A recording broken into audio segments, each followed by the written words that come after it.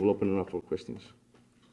What or whom did Mr. Santos rob? So this was the incident that happened at the hot club, in the area of the hot club, the South Water, and he actually pistol whipped somebody as well and took some jewelry from the victim at that time. Yes. One victim. Correct.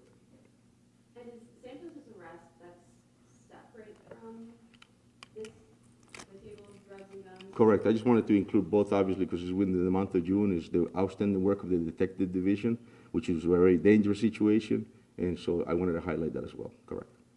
And it's different, separate. And how is this on track or on par with previous years? Obviously, violence is down. We're still within the double digits. The number is as good. It's unfortunate we had our 4th homicide recently, but it's still lower than last year. So. Are you seeing a lot more high-capacity magazines? Correct. Yeah, a lot more. As you saw here today, we have 2, 3, 4, 5 of them that can hold 30 rounds, 40 caliber pistols. So we're seeing a lot more. But it's not just us. It's the whole nation. Has had an increase. As you know, the ghost guns, you can build some of these firearms in your own house, but yeah, we're seeing a lot of them. How would you or the mayor describe the atmosphere as far as crime goes? I'll tell you, I'll tell you that for us in the Providence Police Department, we have noticed the difference. We hear from the community members. We hear as far as the quality of life being improved. People are talking about that. Our district commanders who respond to some of these crime watch meetings hear it from community members, so it's good to hear that. But you can never call Victory as a capital city. Obviously, it's an urban inner city. We get thousands of people that come and visit the city because it's a beautiful city to entertain themselves. And there's also always potential for crime. It's unfortunate, but we just got to stay active to ensure that the public safety continues to be where it's at. En el mes de junio, sí. So the question was, did we recover this just in the month of June? And that is correct. And that's one of the things that I wanted to highlight as well. Yeah, all this was just, all these investigations and the robbery all occurred within the month of June. So. Do you have any update on the 2 most recent homicide investigations? Working hard. They're up and going. I'll tell you that I'm always very confident on the work of that division with the capital city. And I always said that I'll put the patrol officers, the narcotics detectives, and the homicide detectives with any police department in this nation. So I'm hoping that, as you know, last year we had 14, unfortunately, and 10 of them were solved. So we're looking for the same and to at least bring answers to the victims and their families. I'm sorry. May you want to say anything else about that? Now, Smiley, are you pleased with the police department work? I'm very pleased with the police department's work. It is, and I've spoken about it many times, there's a proliferation of illegal guns in our city. There is a major problem with narcotics, particularly with fentanyl.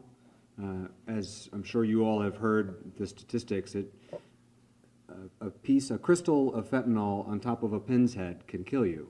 And so when you think about us seizing 3.5 kilos of fentanyl and the number of lives that might have saved, we should all be pleased with that. We should be sad that these drugs and guns are in our community in the first place, but nevertheless be grateful that they're now off the street. The men and women in this department, Colonel, Major LePayton, Lieutenant Allen, and the leadership do exceptional work. As the Colonel said, much of the investigative work that's happening, the public doesn't see. And yet we're hard at work trying to make this a safer city. To Steve's earlier question, there unfortunately have been a couple high-profile robberies in the city in sort of public places that have the potential to institute fear, and we take that very seriously. I'm happy that one of the arrests that's highlighted today was one of those robberies. But the year-over-year crime statistics are down in nearly every category, and we will continue to remain vigilant. There's no amount of violent crime that's acceptable to me, nor should it be acceptable to any of us. And yet we work every day to try to work those numbers as close to zero as possible in a city that unfortunately is feeling the effects of illegal guns and illegal drugs. But we will remain vigilant, and I have the highest degree of confidence in the officers of the Providence Police Department. Yes. You mentioned Adderall was on the table. Are you seeing a particular problem with Adderall and maybe other substances being disguised as Adderall when people are buying it on the street? So, yeah, I mean, we have substance abuse, obviously. There's individuals in our city that have a substance abuse issue, and many times our narcotics detectives and patrol officers encounter illegal possession of prescriptions and things of that nature, and obviously other pills. And so, to tell you there's an increase, I'll have to check to see how much more different from other years, but we definitely see it. Are you saying like maybe things like methamphetamine have like pressed on markings to make it look like Adderall? That's kind of what I'm getting at. Yes, yeah, we have seen that. There's been times where we get a lot of that stuff that comes to, it's a capital city. We're in the middle of New York, Boston, New Hampshire, and so it all comes through here. So many times, and again, it's the training and it's the experience that these officers have that they are able to identify some of these drugs. But yeah, we do see them. So. And my other question is about kind of related to the homicides that you mentioned. These folks have criminal histories.